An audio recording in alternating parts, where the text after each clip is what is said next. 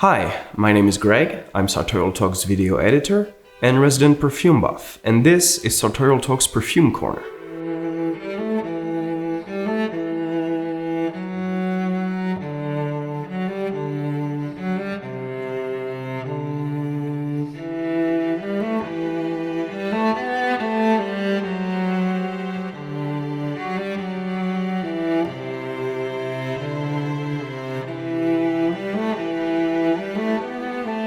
This is the first episode in a new format we're trying out, centered on perfume. As a small disclaimer before we begin, this is not a top 5 best perfumes. This is just a selection taken straight out of my own personal collection. So all the perfumes I'm going to be talking about today are perfumes I've actually been using for quite a long time, actually.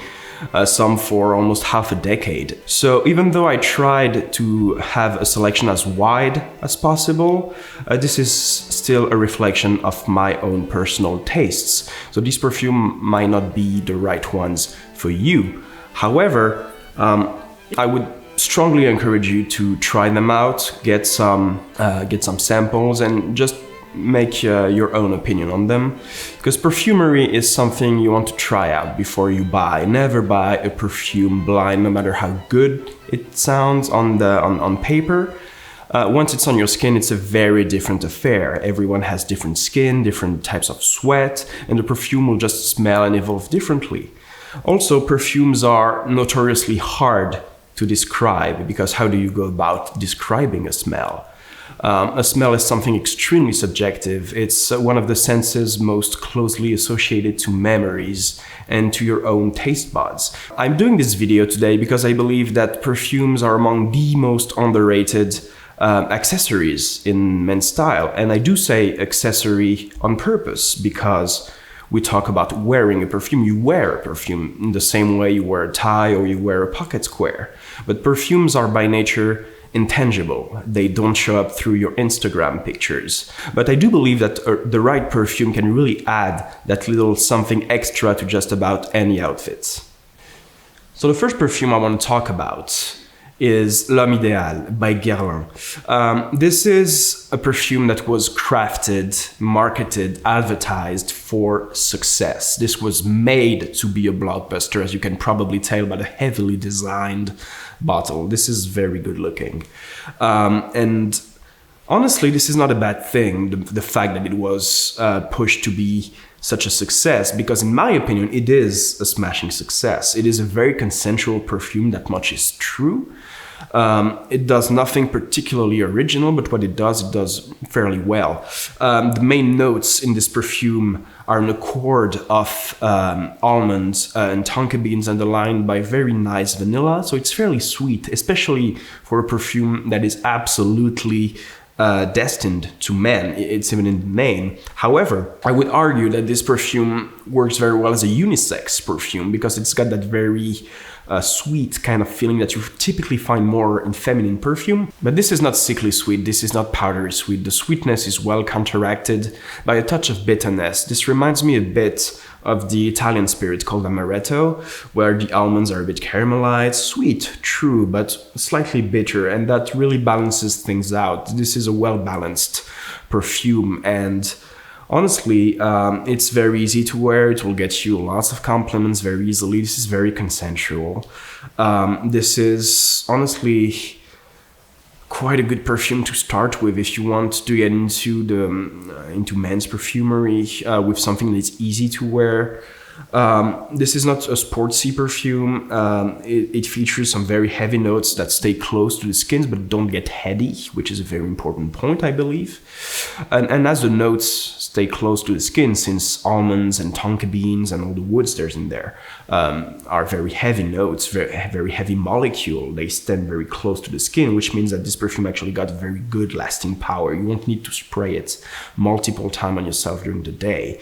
And if you enjoy this perfume but wished it had a little less and dialed down the almonds a bit, then I would suggest you try the cologne version, which I actually prefer to the eau de toilette version, because it dials down the heavier notes, dials the citrus up, and is a bit fresher, more suited to summer, And though you can wear it all year round, I just find it a more aesthetically pleasing affair than the other one, but both are very good choices.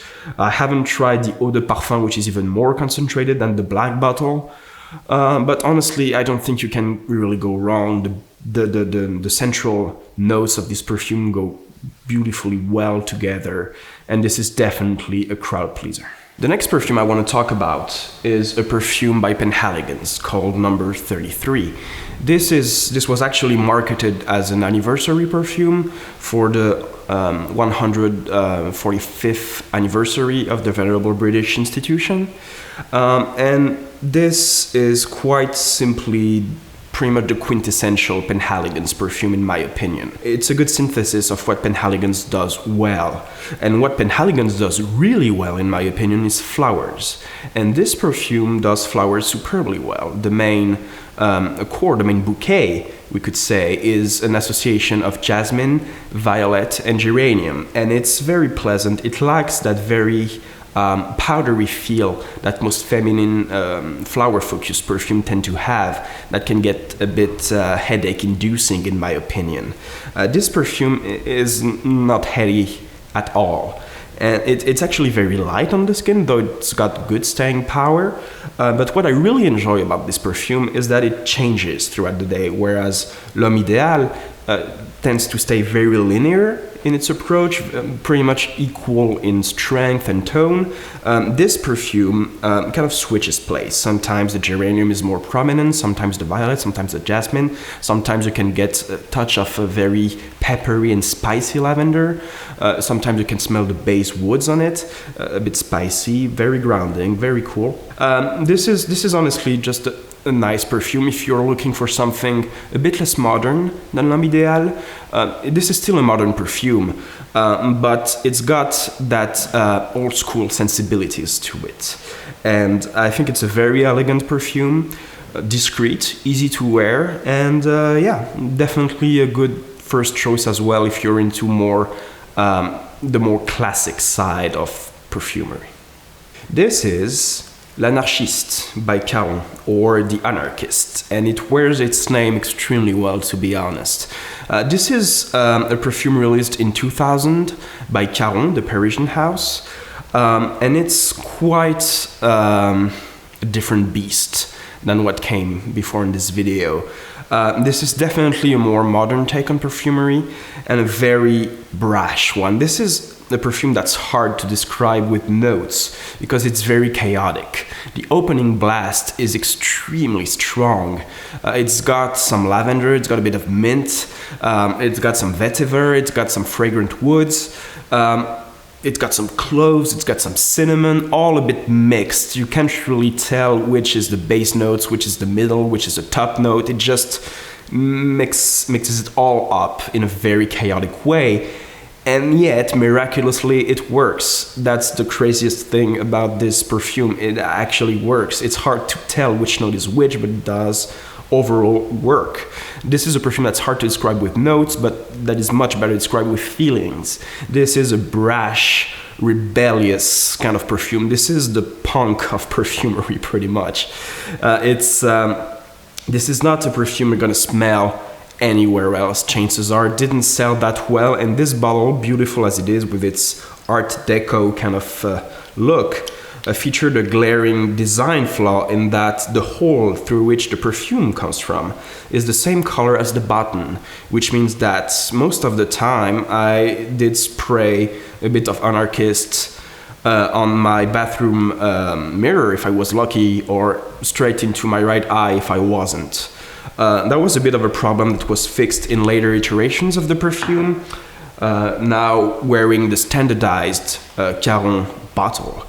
And the formula, as far as I can tell, has remained largely the same, but this perfume is really interesting and definitely worth your time if you're into exploring the more not so experimental actually. I know of way crazier perfumes, but experimental while still remaining wearable kind of perfumes, and this is definitely an interesting choice for the bolder among you.